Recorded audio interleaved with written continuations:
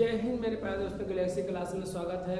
और आज हम लोग लाइट्स के कुछ महत्वपूर्ण टॉपिकों के बारे में जानेंगे और सीखेंगे। तो पहला टॉपिक के बारे में हम लोग सीख चुके हैं कि प्रकाश का परावर्तन किसे कहते हैं, परावर्तन के नियम, प्रकाश क्या है। इसके पहले वाले वीडियो में हम लोगों ने दर्पण के बारे में सीखा, प्रतिबिंब के बारे में सीखा कि प्रतिबिंब किसे कहते हैं, दर्पण में प्रतिबिंब कैसे बनता है, किस प्रकार कितने प्रकार के प्रतिबिंब बनते हैं, दर्पण कितने प्रकार के होते हैं। तो मुख्य रूप से दो प्रकार के, एक समतल दर्पण है, एक गोलीय दर्पण। गोलीय दर्पण दो प्रकार का हमने बताया था, एक अवतल दर्पण और एक उत्तल दर्पण। तो जो भी हम लोग पढ़ेंगे उत्तल और अवतल दर्पण के बारे में मुख्य रूप से क्या करेंगे, पढ़ेंगे। तो चलिए हम लोग स्टार्ट करते हैं कि पहला टॉपिक ये है कि जो दर्पण है, तो दर्पण गोलीय दर्पण कितने प्रकार का होता है, तो कौन कौन, एक उत्तल दर्पण, एक अवतल दर्पण। तो उत्तल दर्पण और अवतल दर्पण दो प्रकार के होते हैं। ये दर्पण के क्या है, गोलीय दर्पण के क्या है, प्रकार है। अब इससे यानी गोलीय दर्पण से संबंधित कुछ महत्वपूर्ण टॉपिकों के बारे में हम लोग क्या करें, महत्वपूर्ण विषयों के बारे में जानकारी सीखेंगे। क्या है दर्पण का, मान लीजिए पहला क्या है, ध्रुव क्या होता है। तो दर्पण का ध्रुव क्या होता है, तो गोलीय दर्पण के परावर्तक तल के मध्य बिंदु को दर्पण का ध्रुव कहते हैं और इसे प्रदर्शित करते हैं। इसका मतलब क्या हुआ, मान लिया जाए कौन सा दर्पण है, आपके सामने कौन सा दर्पण बन रहा है। अभी ये दर्पण नहीं है, क्योंकि दर्पण का एक पृष्ठ क्या होता है, अपवर्तक पृष्ठ होता है। ना तो ये उत्तल दर्पण है, ना तो। अब हम लोग पेंट को क्या करेंगे, एक साइड में क्या करेंगे, ऐसे लगा देंगे, जिसे पारे की कलई कहा जाता है। क्या कहा जाता है, पारे की कलई। अब ये पता हो गया कि ये क्या है, परावर्तक पृष्ठ है इधर वाला, और इधर वाला क्या है, अपवर्तक पृष्ठ। परावर्तक पृष्ठ देख सकते हैं कि अंदर की ओर क्या है, ये धंसा हुआ है। तो अंदर की ओर धंसा होगा तो हम लोग उसे क्या कहेंगे, अवतल दर्पण। क्या कहेंगे, ये कौन सा दर्पण है, ये अवतल दर्पण है। ये कौन सा दर्पण, अवतल दर्पण है। ऐसे ही अगर हम दूसरा कोई बात करें तो इस तरह से ये कौन सा दर्पण होगा। अभी ये दर्पण नहीं, अभी क्या हो गया, दर्पण होगा। आप देख सकते हैं ये जो चिन्ह हम खींचते हैं, क्या लगाते हैं, पेंट लगाते हैं, जिससे कि पारे की कलई कहा जाता है। तो इससे ये कौन सा दर्पण है, उत्तल दर्पण है। परावर्तक पृष्ठ बाहर की ओर क्या है, उभरा हुआ है, इसलिए इसे हम लोग क्या कहते हैं, उत्तल दर्पण कहते हैं। उत्तल दर्पण या अवतल दर्पण या खोखले गोले का क्या होता है, भाग होता है। क्यों, क्योंकि अवतल दर्पण अगर देखा जाए तो ऐसे इस तरह से अगर मुख्य रूप से ऐसे बनाए तो हम लोग देख सकते हैं, या किसी खोखले गोले का क्या होता है, भाग होता है। भाग होता है कि नहीं, इस तरह से देख सकते हैं। ये भी किसी खोखले गोले का क्या होता है, भाग होता है। जो दर्पण होता है उत्तल दर्पण, ये भी किसी खोखले गोले का क्या होता है, भाग होता है। ऐसे इस तरह से हम लोग देख सकते हैं अपने चित्रों में। तो कहा गया कि परावर्तक पृष्ठ है, तो पहले नंबर परावर्तक पृष्ठ जान जाए कि ये कौन सा दर्पण है, ये आपका अवतल दर्पण है। परावर्तक पृष्ठ इधर है, अपवर्तक पृष्ठ क्या है, इधर है। जिधर पेंट लगा होता है उसे अपवर्तक पृष्ठ, और जिधर पेंट नहीं लगा रहता उसे परावर्तक पृष्ठ। इसका कहीं मध्य बिंदु होगा ना, कहाँ है मध्य बिंदु, लगभग करके यही है कि नहीं। इसी बिंदु को हम लोग क्या कहते हैं, ध्रुव कहते हैं।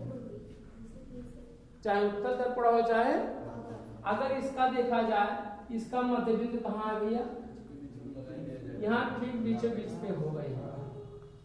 इसे हम लोग क्या कहते हैं, ध्रुव कहते हैं। इसे हम लोग क्या कहते हैं, पी कहते हैं। तो गोलीय दर्पण के परावर्तक तल के मध्य बिंदु को, तो परावर्तक पृष्ठ है, क्या है, परावर्तक पृष्ठ है, और इसका मध्य बिंदु यही है। तो यही बिंदु क्या होगा, दर्पण का क्या होता है, ध्रुव। इसी बिंदु को दर्पण का क्या कहते हैं, ध्रुव कहते हैं। यहाँ गोलीय दर्पण का अगर ये है, तब कौन सा बिंदु है, ये दर्पण का क्या है, ये ध्रुव है। कितना इंसाइड है? तो गोलीय दर्पण के परावर्तक तल के मध्य बिंदु को, मध्य माने क्या होता है, बीचों बीच। तो दर्पण में जब भी ध्रुव की बात करेंगे हम लोग, तो दर्पण का जहाँ परावर्तक तल होगा तो उसका जो मध्य बिंदु होगा वो इसी को हम लोग क्या कहते हैं, दर्पण का ध्रुव कहते हैं। अब चाहे दर्पण का इसी संक्षेप में कहें, ध्रुव कहते हैं। ध्रुव किसकी बात होगा, दर्पण की बात होगा। कहाँ हो रहता है, क्या होता है, बीचों बीच होता है। ठीक है, कि दर्पण क्या होगा, ध्रुव को किससे प्रदर्शित करते हैं, P से। क्यों से P से प्रदर्शित करते हैं, क्योंकि जो P हमारा है वो पोल शब्द है। पोल बने अंग्रेजी शब्द है POLE, पोल माने क्या होता है, ध्रुव होता है, इसलिए से P से क्या करते हैं, प्रदर्शित करते हैं। दूसरी परिभाषा वक्रता केंद्र, पहला तो हो गया, दूसरा वक्रता केंद्र। गोलीय दर्पण मैंने चाहे उत्तल दर्पण हो चाहे जिस खोखले गोले का भाग होता है, अगर देखा जाए ऐसे इस तरह से गोला बनाया जाए तो गोला बनेगा कि नहीं, इस तरह से आपके सामने ऐसे होगा लगभग करके ऐसे इस तरह से, इसका कहीं केंद्र तो रहा ही होगा, रहा होगा नहीं केंद्र इसका से। अगर गोलीय है गोल है तो उसका कहीं केंद्र होगा, तो उसके चाहे उत्तल दर्पण हो चाहे अवतल दर्पण हो, ये भी मान लिया जाए ऐसे गोलीय होता, तो जो इसका केंद्र है यहाँ पे इसमें क्या होगा, केंद्र इसका होगा। इस गोले के केंद्र को ही हम लोग क्या कहते हैं, वक्रता केंद्र कहते हैं। अब यहाँ पे C से सेंटर भी होता है और यहाँ पर सेंटर आपका होता है कर्वेचर भी होता है, तो चाहे सेंटर से ले लिया वैसे वास्तव में देखा तो वक्रता केंद्र है। तो कर्वेचर शब्द से C से है, CURVATE, तो सेंटर आर कर्वेचर, इसलिए C से क्या करते हैं, प्रदर्शित करते हैं। क्या ये सेंटर ऑफ कर्वेचर वक्रता के ध्रुव पे होता है, ध्रुव पे होता है, ध्रुव पे नहीं होता, सॉरी दर्पण पे होता है, दर्पण पे नहीं होता। आप हाथ में ले लेंगे तो ध्रुव कहाँ होगा, वो काल्पनिक होगा, मतलब अंतरिक्ष में समझो एक तरह से होगा वो, क्योंकि इससे कोई संबंध रख रहा है, कोई संबंध नहीं रख। ये गोलीय दर्पण जिस खोखले गोले का ये भाग होता रहता है, उस गोले ही केंद्र को क्या करते हैं, वक्रता केंद्र, और वक्रता केंद्र को किससे वर्ग करते हैं, C से क्या करते हैं, प्रदर्शित करते हैं। यहाँ पे भी क्या होगा, वक्रता केंद्र होगा, जिससे हम लोग किससे प्रदर्शित करते हैं, C से क्या करते हैं, प्रदर्शित करते हैं। तो इस तरह से गोलीय दर्पण ये हो गया। अब तीसरा स्टेप चलिए, वक्रता केंद्र, वक्रता त्रिज्या। गोलीय दर्पण जिस खोखले गोले का भाग होता है, उस गोले की त्रिज्या को वक्रता त्रिज्या कहते हैं, और इसे वक्रता त्रिज्या को किससे करते हैं, आर से क्या करते हैं, प्रदर्शित करते हैं।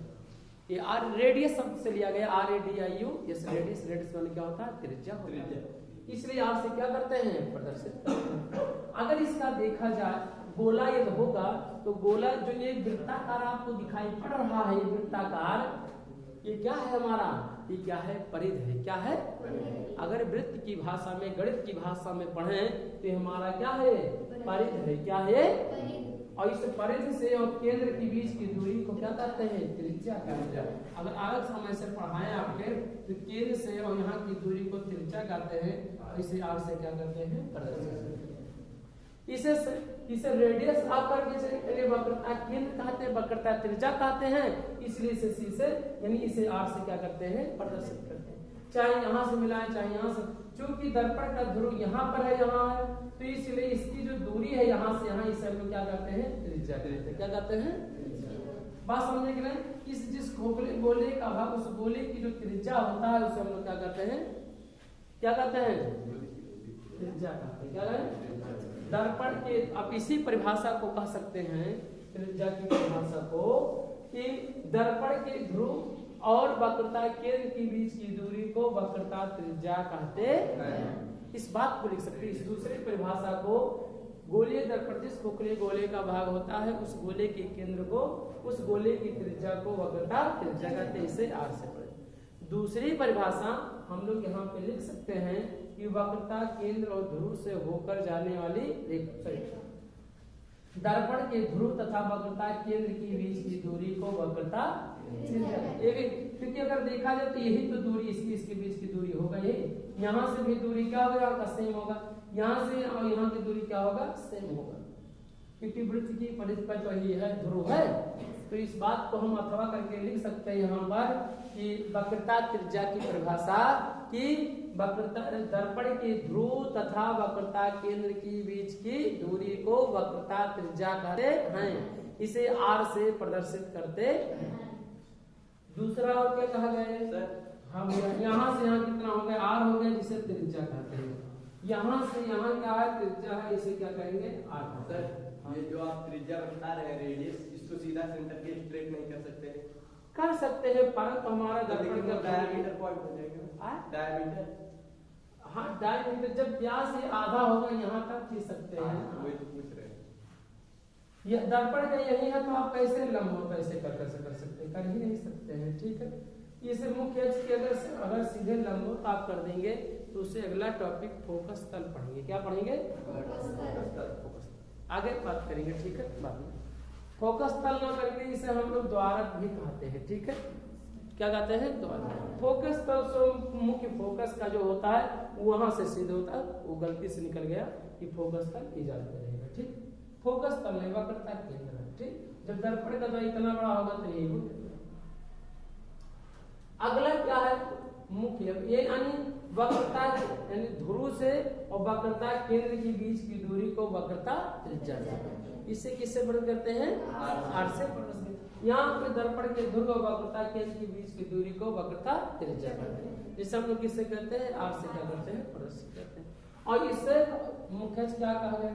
गोलीय दर्पण के वक्रता केंद्र तथा ध्रुव से होकर जाने वाली रेखा को, और एक काल्पनिक रेखा को क्या लिखना चाहिए?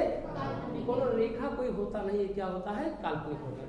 केवल हम लोग समझने के लिए, सवालों को सॉल्व करने के लिए हम लोग क्या करते हैं? मुख्य अक्ष को क्या करते हैं? मान लेते हैं। वैसे अगर दर्पण ले ले हाथ में तो आपको मुख्य अक्ष नहीं दिखाई देगा। क्या होगा? मुख्य अक्ष नहीं दिखाई, इसलिए क्या कहा जाता है? काल्पनिक। वक्रता केंद्र नहीं दिखाई देता तो क्या माना जाता है? काल्पनिक।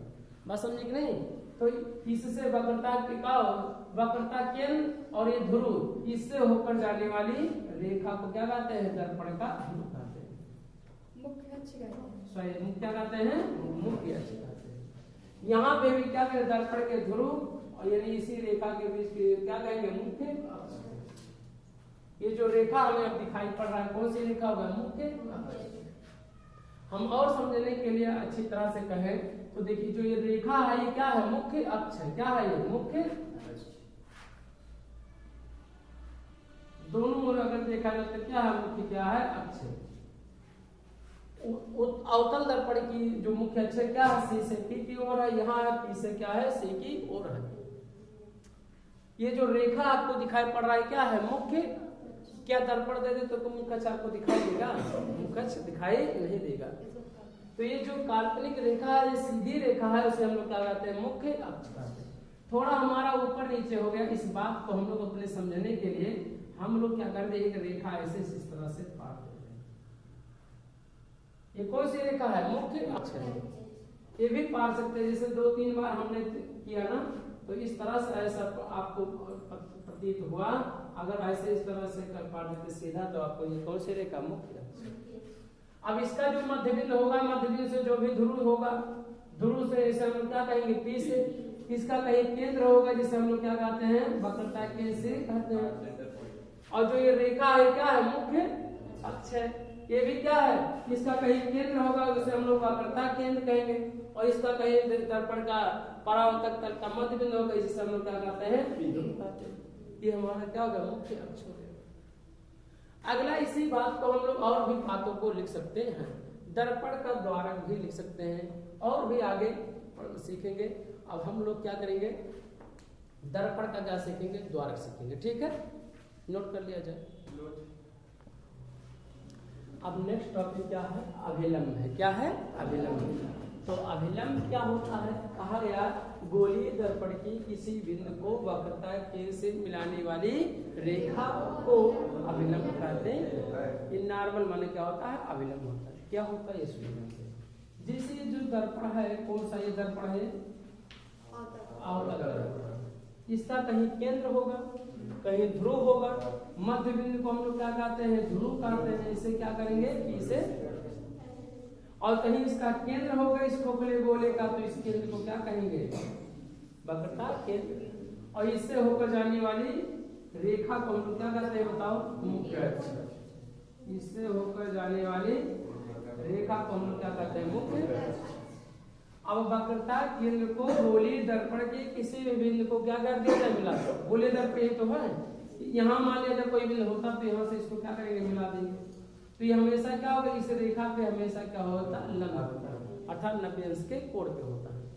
यहाँ मिला देंगे तब तो ये भी क्या होगा? 90 अंश हो जाएगा। कितना हो जाएगा? 90 अभिलंब हो जाएगा। किसी भी बिंदु को क्या करेंगे हम मिलाएंगे, अपने आप क्या हो जाएगा, अभिलंब हो जाएगा। ऐसे अगर मान लिया जाए कौन सा दर्पण होता है, ये उत्तल दर्पण होता है। क्या होता, उत्तल दर्पण होता है।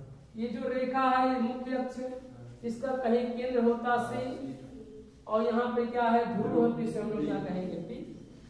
अब इसी ध्रुव को कहीं क्या कर दिया जाए, मिला दिया जाए, इसे मिलाने वाली रेखा को क्या कहते हैं, अभिलंब कहते हैं। भाई गोलीय दर्पण यह तो होए, और गोलीय दर्पण यदि यही है तो किसी भी बिंदु को मान लिया है बिंदु तो यहाँ क्या कर दिया, मिला दिया जाए। तो ये रेखा हमेशा क्या होगी, इस रेखा पे क्या होती है, अभिलंब। बात समझ आया कि नहीं, अभिलंब समझ में आया कि नहीं। अभिलंब वक्रता केंद्र से और यह रेखा प्रसिद्ध क्या होती है, अभिलंब। समझे कि नहीं, जो रेखा होती है क्या होती है, इसी को हम लोग क्या कहते हैं, अभिलंब कहते हैं। इस रेखा को क्या कहेंगे, अभिलंब। यहाँ पे भी अभिलंब, ये भी क्या है, अभिलंब। गोलीय दर्पण की किसी भी बिंदु को किससे मिला दिया जाए, वक्रता केंद्र। तो जो रेखा होती है उसे हम लोग क्या कहते हैं, अभिलंब। एक दो होता है, एक दो होता है, केवल अनंत होते हैं वैसे। अच्छा मतलब ध्रुव कै होता है, एक होता है कि दो होता है कि अनंत होते हैं, एक ध्रुव होता है। वक्रता केंद्र कै होता है, एक होता है। मुखज कै कितनी रेखा होती है, एक होता है। लेकिन अभिलंब क्या होता है, बात समझे कि नहीं इस बात को। अब अगला कहा दर्पण का द्वार। दर्पण का द्वार क्या होगा, दर्पण का द्वार ये है कि गोलीय दर्पण के परावर्तक तल के व्यास को दर्पण का द्वार कहते हैं।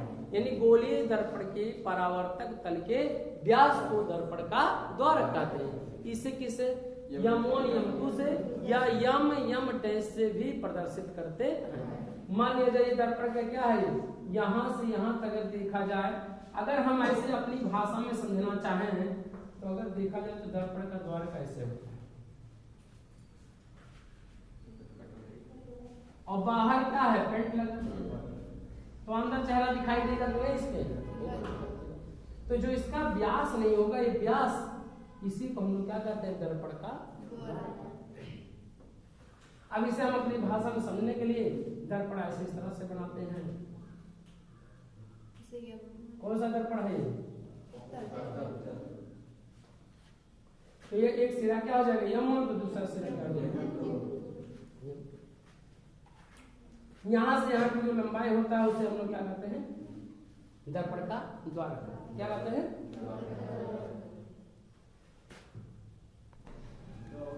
तो इसका जो व्यास होता है टोटल यहाँ से यहाँ की जो लंबाई होगा उसे हम लोग क्या कहते हैं, दर्पण का द्वार कहते हैं। अगला नेक्स्ट क्या है, मुख्य फोकस। बहुत ही महत्वपूर्ण चीज है, इस बात को हम लोग बहुत अच्छी तरह से सीखेंगे। ये मान लिया कौन सा है दर्पण है, ये अभी दर्पण ये नहीं है। जब तक पारे की कलाई पेंट नहीं लगा दिया जाएगा तब तक नहीं होगा। ये कौन सी रेखा है, मुख्य अक्ष। क्या है, मुख्य अक्ष। अगर ये रेखा मुख्य अक्ष है तो इसका कहीं केंद्र होगा, इस केंद्र को क्या माने रहे हैं, और यहाँ पर क्या माने रहे हैं, पी से क्या होता है, ध्रुव। क्या होता है, पी से, इसे हम बड़ा भी लिख सकते हैं ऐसे पी, और इसे क्या करते हैं, क्या कहा गया, ये मुख्य अक्ष है ना, ये रेखा क्या है, मुख्य अक्ष। कहा गया कि गोलीय दर्पण के मुख्य अक्ष के समांतर, ये रेखा है ना, इस रेखा के समांतर कोई भी किरण यहाँ से होकर क्या होगी, टकराएगी ना, परावर्तन होगा कि अपवर्तन होगा। अगर ये दर्पण है परावर्तक पृष्ठ है तो क्या होगा, परावर्तन होगा। यदि परावर्तन होगा टकरा कर, ये कौन सी किरण है, आपतित किरण है। कौन सी किरण है, और इस बिंदु पर टकराए, इस बिंदु को क्या कहेंगे, आपतन बिंदु। और जो किरण यहाँ से निकलेगी उसे हम लोग क्या कहेंगे,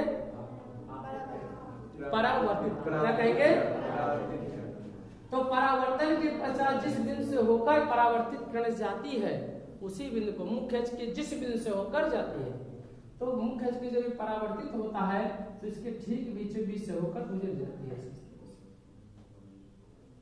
मुख्य अक्ष माने क्या होगा, समांतर माने क्या होता है, मुख्य अक्ष ये है, समांतर माने ये दोनों रेखाओं को अनंत तक बढ़ाया जाए तो एक दूसरे को कभी काटे न, तो ऐसी रेखाओं क्या कहेंगे, समांतर। तो मुख्य अक्ष ये है आपका, ये रेखा, और ये क्या है, मुख्य अक्ष के समांतर ये क्या है, किरण है।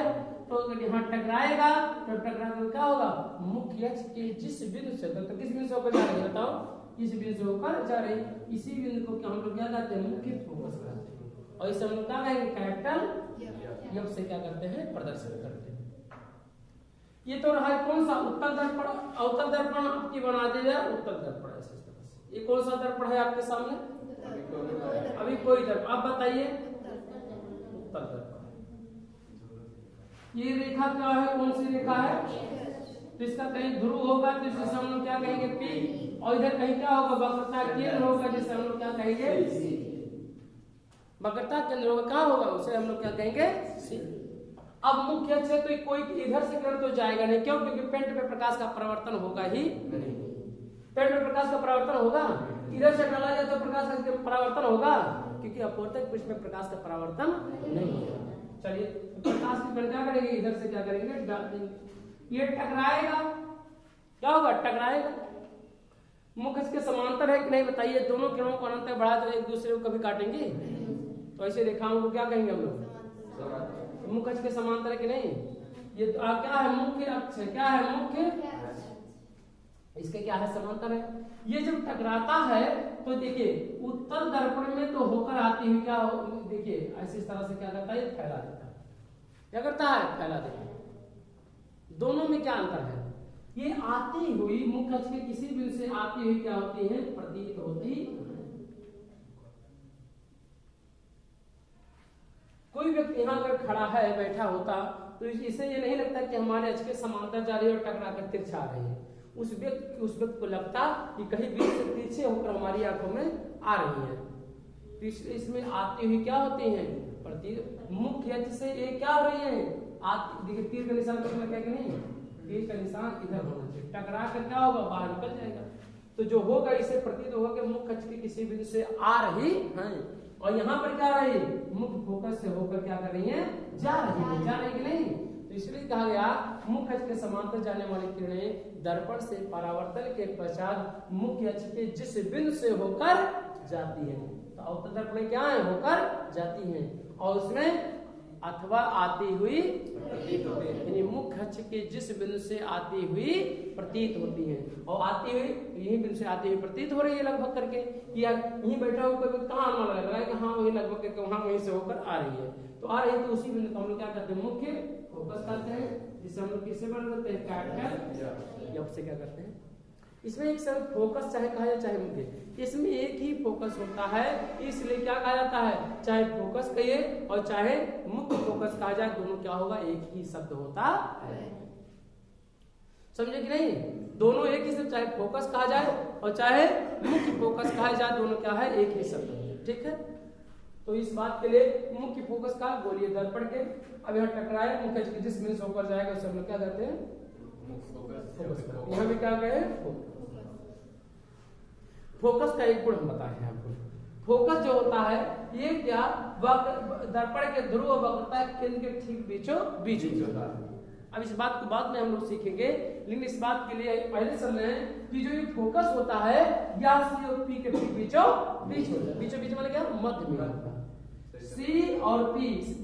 पी क्या है वक्रता केंद्र सॉरी पी क्या है ध्रुव सी क्या है वक्रता केंद्र दर्पण के ध्रुव वक्रता केंद्र के ठीक मध्य बिंदु को हम लोग क्या कहते हैं मुख्य फोकस कहते हैं। और मुख्य फोकस को किससे बंद करते हैं कैपिटल यफ से बड़े लेटर में यफ से क्या करते हैं प्रदर्शित करते हैं।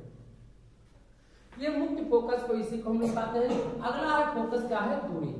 अगला टॉपिक क्या फोकस दूरी। फोकस दूरी क्या का दर्पण की ध्रुव तो दर्पण की दूरी ये है तथा मुख्य फोकस के बीच की दूरी को तो मुख्य फोकस यहाँ पे है दर्पण के ध्रुव और मुख्य फोकस के बीच की दूरी को फोकस दूरी यानी इसे हम लोग किसे यफ से क्या करते हैं प्रदर्शित करते हैं।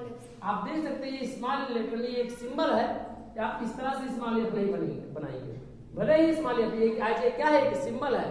ठीक है फोकस दूरी को व्यक्त करने का ये क्या है एक तरीका है एक सिंबल है। तो कौन सा सिंबल यही है इस तरह से आप नहीं छोटे लेटर में यफ से क्या करते हैं प्रदर्शित करते हैं कहाँ दर्पण के ध्रुव और मुख्य फोकस के दोनों बिंदुओं के बीच की दूरी को फोकस दूरी कहते हैं। इसे किससे बंद करते हैं यफ से क्या करते हैं प्रदर्शित। तो दूरी को हम लोग किससे बंद करेंगे स्मॉल यफ से। यहाँ पर दर्पण के ध्रुव और मुख्य फोकस के बीच की दूरी को फोकस दूरी कहते हैं। इसे किससे बंद करते हैं यफ से क्या करते हैं प्रदर्शित करते हैं। हमेशा इस बात को, हमेशा इतने बिंदुओं को बहुत महत्वपूर्ण तरीके से हम लोग क्या करेंगे, हर टॉपिक में जब भी चित्र बनाने की बात आएगा तो एक रेखा खींचेंगे और इस रेखा का क्या निर्धारित करेंगे, पहले ध्रुव निर्धारित करेंगे, इसके बाद क्या निर्धारित करेंगे, सी निर्धारित करेंगे और जो यफ होता है ठीक बीचों बीच होता है। कहाँ होता है, सी वक्रता केंद्र और ध्रुव के ठीक बीचों बीच होता है। हमेशा इस बात का याद रखेंगे हम लोग। और क्या, दर्पण के ध्रुव और मुख्य फोकस के बीच की दूरी को फोकस कहते हैं, इसे स्मॉल एफ से प्रदर्शित करते हैं। एक चीज आई है, इसमें दो एफ है, एक बड़े लेटर में एफ और एक छोटे लेटर में एफ आया है। दोनों में यह पूछे, अगर दोनों में पूछे कि क्या अंतर है तो आप क्या बताएंगे, कहेंगे जो कैपिटल एफ है एक बिंदु को दर्शाता है। किसको दर्शाता है, एक बिंदु को दर्शाता है। और स्मॉल एफ है दो बिंदुओं के बीच की दूरी को प्रदर्शित करता है या व्यक्त करता है। अगर पूछा जाए स्मॉल कैपिटल एफ का कोई इसका मात्रक होता है तो आप कहेंगे इसका कोई मात्रक है, बात समझे कि नहीं।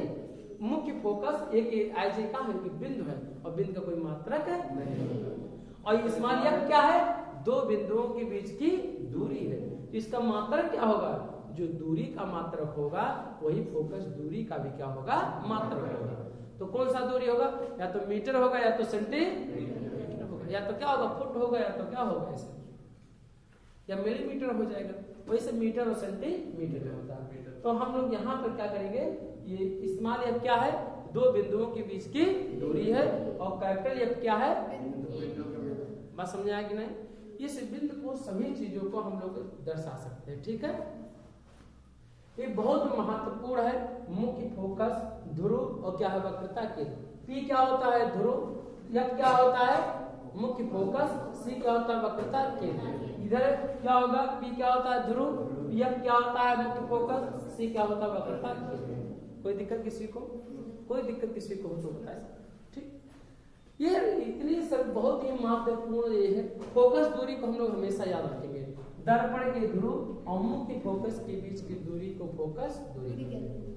कैपिटल एफ स्मॉल एफ में क्या अंतर है, आप कहेंगे कैपिटल एफ एक क्या है, बिंदु है और स्मॉल एफ दो बिंदुओं के बीच की दूरी। कौन से दो बिंदु, दर्पण के ध्रुव और कौन, मुख्य फोकस के बीच की दूरी है। वास्तव में दो बिंदु मुख्य फोकस और ध्रुव के क्या है बीच की दूरी है। अब हम लोग सीखेंगे क्या, फोकस तल सीखेंगे। क्या करेंगे, फोकस।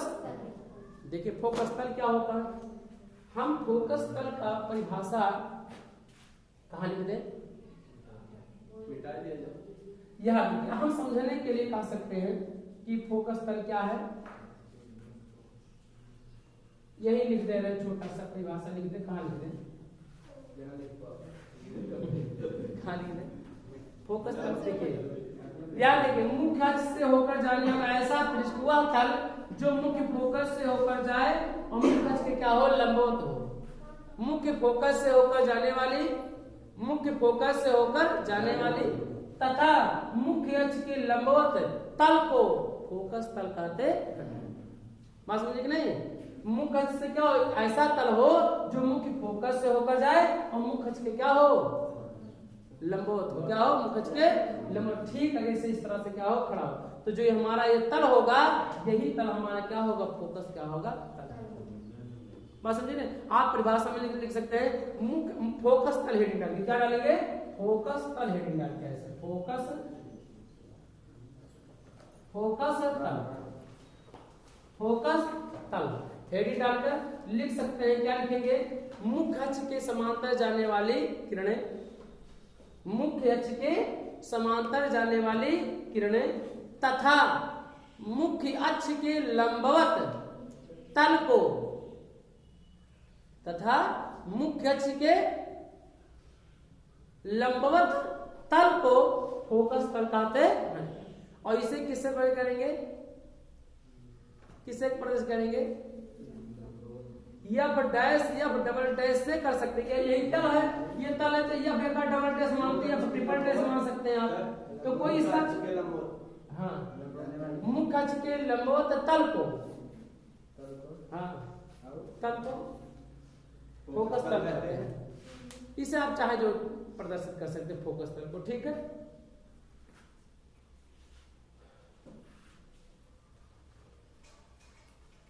अब हम लोग क्या सीखेंगे, अगला टॉपिक के बारे में हम लोग जान चुके हैं। एक चीज और जानेंगे, जो फोकस दूरी होती है वक्रता त्रिज्या की क्या होती है, आधी होती है।